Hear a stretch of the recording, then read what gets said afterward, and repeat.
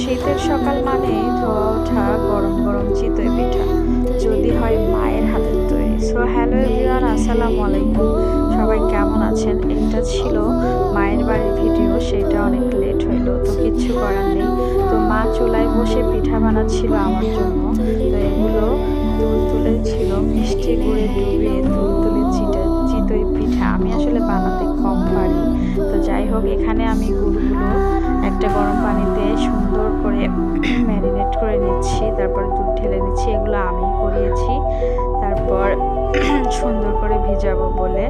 তো মাটির চুলার পাশে গরম গরম চিতই পিঠা নামানোর দৃশ্যটা অন্যরকম ছিল।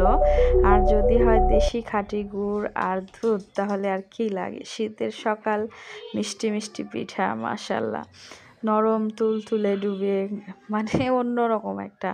এই পিঠা দুধ দিয়ে গুড়ে ভিজিয়ে খেতেই কিন্তু অনেক মজা। তা মিক্সড করলাম, তারপর পিঠাগুলো দিয়ে দিলাম। আমার মেয়ে তো অনেক খুশি।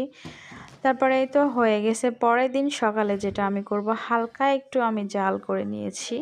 তো যাই হোক, আমি বানাতে পারি না, আমি দেখতেছিলাম পুরোটা, আর রেসিপিটা নিচ্ছিলাম যে আপনাদের কিভাবে দেখাবো। এই তো